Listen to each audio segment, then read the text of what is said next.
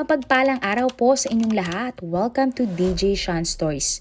Turn on your notification bell, like and subscribe para sa crime stories araw-araw. Malaking panghihinayang nga ang naramdaman ng buong Malaysia nang nag-viral ang kwento ng isang fresh graduate na babaeng natagpuan na wala ng buhay. Ang mas ikinakagulat pa ng karamihan sa krimen na ito, isang pulis ang nasa likod ng nangyaring krimen. Sa ating ang storya ngayon, alamin natin ang kwento ng isang relasyon na bawal sa mata ng tao at mata ng Diyos. At ating ang alamin kung paano nga nahantong sa krimen ang bawal na relasyon. Ang babaeng biktima ay kinilalang si Nur Farah Kartini, 26 years old o tawagin na lang nating Nicole. Nagmula nga ang dalaga sa Hulu, Selangor sa bansang Malaysia. Simple, matalino at masipag. Ganyan nga kung ilarawan si Nicole ng kanyang pamilya at mga kaibigan. Bunso nga sa 7 magkakapatid si Nicole at siya lamang ang nag-iisang babae. Kaya naman, prinsesa nga kung ituring si Nicole ng kanyang buong pamilya. Alam nga ni Nicole na mahirap lamang ang kanilang pamilya, kaya naman kahit anong pwede niyang gawin para makatulong sa pinansyal nilang pangangailangan ay kanyang ginagawa. Kahit high school pa lamang si Nicole, nagtatrabaho na siya kapag bakasyon. Scholar din si Nicole kaya walang binabayaran na matrikula ang kanyang mga magulang. Kapag may libreng oras din si Nicole, nagsa-sideline siya sa kung ano-anong mga trabaho. Sa social media naman, ibinabahagi nga ng dalaga ang kanyang galing sa pagme-makeup. Nang nagkolehiyo na si Nicole, naghanap na din siya ng scholarship. Mataas nga ang kumpiyansa ni Nicole na matatanggap siya sa magandang university sapagkat pinagbubutihan niyang makakuha ng matataas na marka. At dahil nga sa talino ni Nicole, natanggap siya sa Sultan Idris Education University. Masayang-masaya nga ang dalaga dahil natanggap siya bilang scholar. Pangarap kasi ni Nicole na maging isang guro tulad ng kanyang ina. Kasabay nito, tumira na din si Nicole sa isang boarding house dahil malayo ang papasukan niyang university sa kanilang bahay. Bukod doon, nag-apply na din sa isang printing company si Nicole para meron siyang ipanggasto sa kanyang pag-aaral. Part-time lamang si Nicole sa nasabing kumpanya. Taong 2022, dahil sadyang ang masipag ang dalaga, naghanap pa siya ng isa pang trabaho habang siya ay nag-aaral. At dito na nga nakilala ni Nicole ang isang lalaki. Ang lalaki ay kinilalang si Muhammad Alif Monjani, 27 years old o tawagin na lang nating Michael. Si Michael ay isang pulis na nakadistino sa Slim River Police Station sa Perak. Ayon sa mga balita, mahigit 5 taon nang nagseserbisyo si Michael sa Royal Malaysia Police. Bukod sa pagiging pulis, si Michael ay nagmamay-ari din ng isang car rental business. Nakita nga ni Nicole ang post ni Michael sa Facebook kung saan naghahanap siya ng trabahador sa kanyang negosyo. Agad ngang minessage ng dalaga ang pulis tungkol sa nasabing trabaho. Nagkita din sina Nicole at Michael agad-agad sa isang coffee shop kung saan pinag-usapan nila ang tungkol sa trabaho.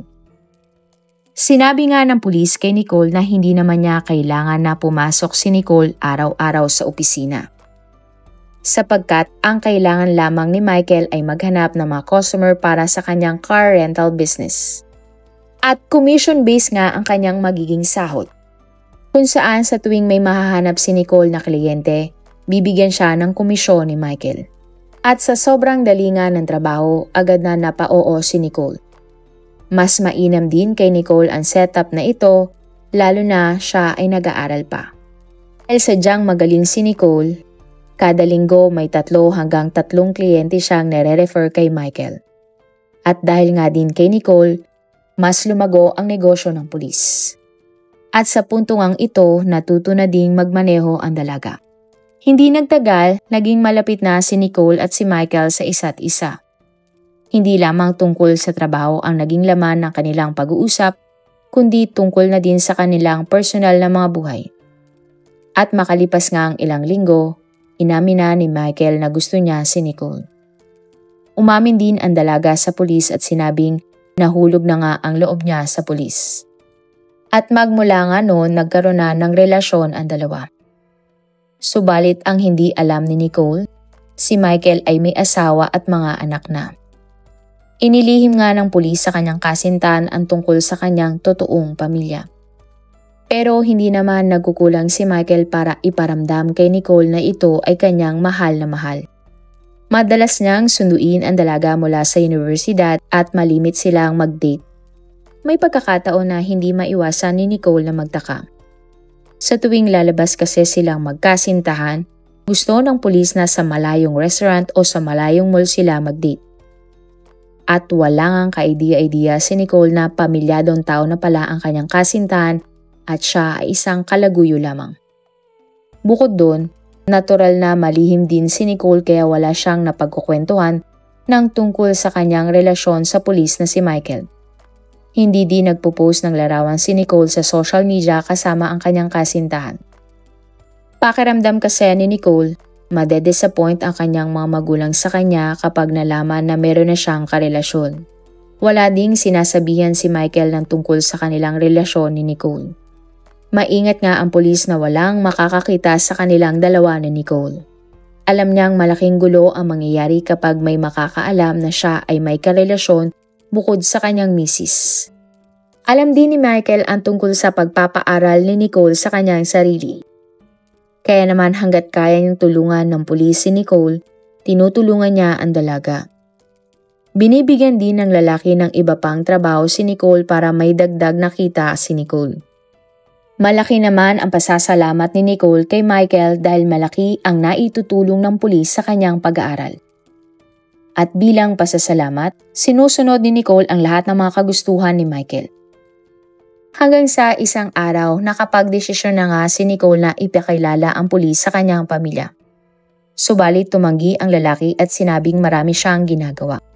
Hindi naman nagtaka ang dalaga at umayon lamang siya sa desisyon ng kanyang kasintahan. At sa pagdaan nga ng panahon, maayos at wala namang naging problema ang relasyon ng dalawa. Subalit taong 2024 nang nagsimula ng magtaka si Nicole sa kilos ni Michael. Nagsimula na kasing magsinungaling ang pulis kahit sa simpleng mga bagay. May pagkakataon na tatanungin ni Nicole si Michael kung nasaan ang pulis at magsasabi ang pulis ng isang lugar. At kapag pumunta naman si Nicole sa sinabing lugar ng pulis, wala naman doon ang lalaki. Hanggang sa isang beses nagtungo na nga sa police station si Nicole at hinanap si Michael. Pero nagtaka ang dalaga nang sabihin ng mga katrabaho ng pulis na maagang umuwi si Michael dahil may sakit ang kanyang anak. Sa puntong ito, nagulat si Nicole sa kanyang mga narinig. Kaya naman nagsagawa ang dalaga ng sarili niyang investigasyon tungkol sa totoong pagkakakilanlan ng kanyang kasintahan. At ayon nga sa mga kasabihan, walang lihim na hindi nabubunyag. Agad na palihim na sinundan ni Nicole si Michael sakay ng kanyang motor. Hanggang sa isang gabi nakita ng sariling mga mata ni Nicole si Michael kasama ang isang babae at isang bata. Nang magkasama na nga sila ng mga pulis, chinek ni Nicole ang cellphone ng kanyang boyfriend. At sa cellphone nga ni Michael, nabasa ni Nicole na tinetext ng isang babae si Michael. Kung pagbabasihan ang mga text messages, asawa iyon ni Michael. Isang beses nagpunta ulit si Nicole sa police station kung saan nakadistino si Michael at nagpakilalang empleyado ng lalaki sa kanyang negosyo. At sa loob nga ng police station, narinig ni Nicole ang kwentuhan ng mga pulis na nagsasabi nga kung gaano kaswerte si Michael sapagkat meron na siyang matagumpay na negosyo at meron pang buong pamilya. Labis nga na nasaktan si Nicole nang na-realize niya na siya ay niloloko lamang ni Michael nang sabihin nito sa kanya na siya ay binata. At dahil nga sa kanyang mga nalaman, sigurado na si Nicole na may pamilya na talaga ang kanyang kasintahan at siya ay ginawang kalaguyo lamang. Mag-isang tiniis ni Nicole ang lungkot at sakit na kanyang naramdaman. Hindi naman magawa ng dalaga na magkwento sa kanyang pamilya o mga kaibigan tungkol sa kanyang nadiskubri. Natatakot si Nicole na i-judge siya ng mga tao sa kanyang paligid at tawagin siyang isang kabit. Ilang araw nga na naging malamig ang pakikitungo ni Nicole kay Michael. Sa isip-isip ng dalaga, hindi muna siya makikipaghiwalay sa pulis dahil pakikinabangan niya pa ang lalaki.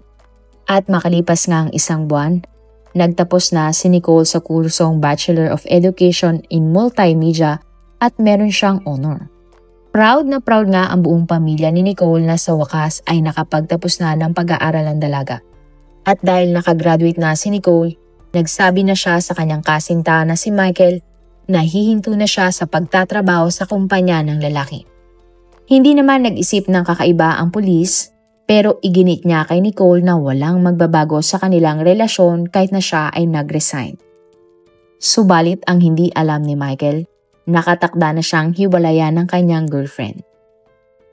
July 10, 2024 ng umaga, nang umalis si Nicole sa dorm na kanyang tinitirhan para ihatid ang isang kotse sa kliyente ng car rental business ni Michael.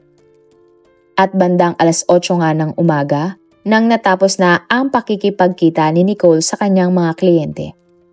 Sasakay na sana ng bus ang babae nang biglang nag-text si Michael sa kanya at sinabing sila ay magkita. Sa isip-isip naman ni Nicole, ito na ang tamang panahon para makipaghiwalay kay Michael. Gadamang sinundo ng pulis si Nicole sa tapat ng isang fast food chain. Pagpasok nga ng kotse ng dalaga, sinabi ni Michael kay Nicole na kakain sila sa isang bagong kainan. At habang nasa biyahe, inamin naman ni Nicole sa pulis na alam niyang ang lalaki ay may asawa at anak na. Nagulat naman si Michael sa revelasyon ng kanyang kasintahan. At sa loob nga ng kotse, hiniling na Nicole kay Michael na sila ay tuluyan ng maghiwalay dahil ayaw niyang maging kalaguyok. Pero hindi pumayag si Michael sa kagustuhan ng kanyang kasintahan. Nagalit na din ang lalaki at sinabing wala namang dapat magbago sa kanilang relasyon kahit siya ay may asawa at anak na. Pero hindi talaga payag si Nicole sa ganong setup ni Michael kaya pinagbantaan niya ang pulis. Sinabi nga ni Nicole sa lalaki na kung hindi makikipaghiwalay si Michael sa kanya, magsusumbong siya sa mga otoridad para matanggal sa pagiging pulis ang lalaki. Sa puntong ito, tila nagdilim na ang paningin ni Michael. Sa kanyang isipan, hindi niya kayang matanggal sa pagkapulis dahil lamang kay Nicole. At biglang ang hininto ni Michael ang kotse na kanyang minamaneho sa isang tabi na walang masyadong tao. At dito na biglang sinakta ni Michael si Nicole ng paulit-ulit. Nang nanghina na nga si Nicole, agad niyang sinakal ang babae. Bukod doon, tinakpan din ng pulis ang muka ng kanyang kasintahan ng unan mula sa kanyang kotse.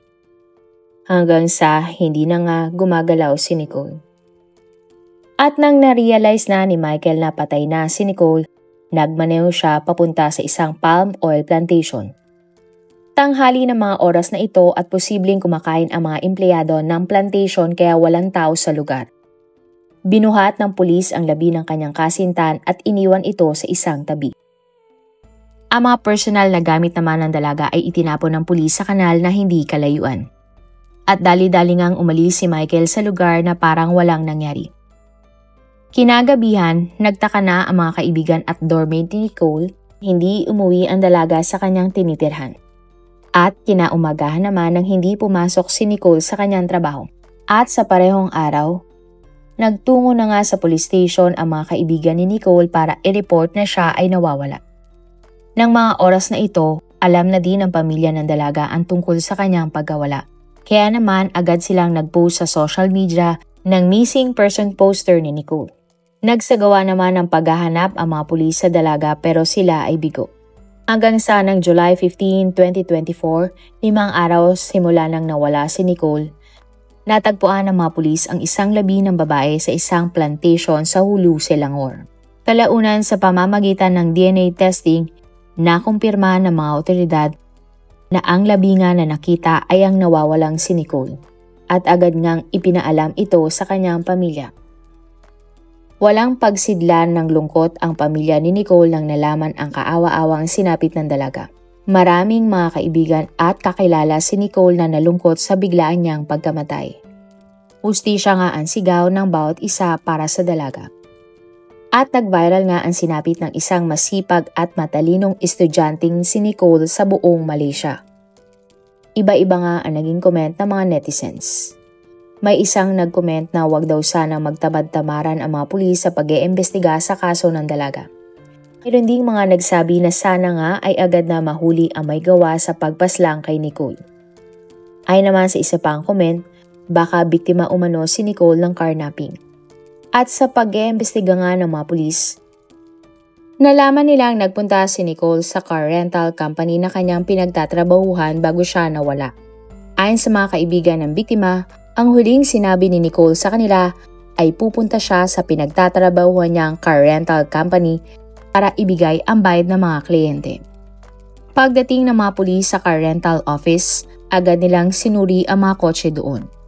Hanggang sa isang kotse ang napansin nilang may kakaiba sa loob. At sa pagsisiyasat nga ng mga pulis sa loob ng kotseng ito, nakita nila ang hibla ng buhok ni Nicole. Mayroon ding handprint ng biktima sa passenger seat ng sasakyan. Mahalagang ebidensya nga ito para sa mga otoridad. Agad silang nagduda sa may-ari ng kotse dahil lang kinausap nila si Michael, may mga sugat ito sa liig. Agad silang nagsagawa ng search warrant sa bahay ni Michael. At sa paghahalugug nga nila sa bahay ni Michael, nakuha nila ang isang damit na may mga bakas ng dugo. At sa ginawang lab test sa damit, dugo ng biktimang si Nicole ang nasa damit ng pulis na si Michael. At July 16, 2024, isang araw mula nang natagpuan ang labi ni Nicole, inaresto ng mga pulis si Michael. Dinala si Michael sa Gedangsa Police Station kung saan siya sumailalim sa isang interogasyon. Pero giit ng pulis, siya ay inosente at wala siyang kinalaman sa pagkamatay ni Nicole. Nabasa ng mga pulis sa cellphone ni Michael ang mga ebidensya na may relasyon siya sa biktimang si Nicole. Pero maging ito ay itinanggi ni Michael. Paliwanag nga niya sa mga otoridad, tauhan niya si negosyo si Nicole kaya sila ay may mga text messages. At para nga mas malinawan ang mga otoridad sa mga nangyari, kasama si Michael bumalik ang mga pulis sa plantation kung saan natagpuan ang labi. Subalit pagdating sa crime scene, gum ang bibig ng pulis at hindi siya nakipagtulungan sa investigasyon. Dinala naman ng mga pulis ang K9 unit na nangalap ng iba pang mga ebidensya. Isang forensic scuba unit nga ang lumangoy sa kanal na katabi ng plantation para makakita ng iba pang mga ebidensya. Isa nga sa mga natagpuang ebidensya ay ang smartphone na pinaniniwala ang pagmamay-ari ni Nicole. Matapos nga ang pag-iimbestiga ng mga pulis, kasong murder ang isinampa sa pulis na si Michael para sa pagpatay niya sa kanyang kasintahan si Nicole. Sa pagdinig nga sa High Court sa siyala alam ng kaso ni Nicole, naghain ang suspect na si Michael ng not guilty plea. At sa pinakahuling balita, wala pang final na desisyon o hatol ang korte sa akusadong si Michael. At sa kasalukuyan nakakulong pa din si Michael. At ay nga sa batas ng Malaysia, hatol na bitay o habang buhay na pagkakulong ang maaaring ibigay kay Michael kapag napatunayan sa korte na siya ay guilty. Bukod doon, maaari ding patawan ang pulis ng hindi bababa sa 12 hataw ng pamalo o kaning. Marami pong salamat sa inyong panonood. Meron ba kayong mga kwento na gusto nyong i-share sa ating mga manonood? O kung may personal po kayong kwento na gusto nyong i-feature sa ating channel, i-comment down below nyo lang ang inyong mga suggestions. Para naman po sa dagdag kalaman, i-subscribe nyo din po at i-follow ang ating iba pang YouTube channel katulad ng Tagalog Facts and Mysteries by DJ Sean at Manila Boy Wonder Philippines. Marami pong salamat sa pagsuporta nyo sa aming mga channel. God bless everyone!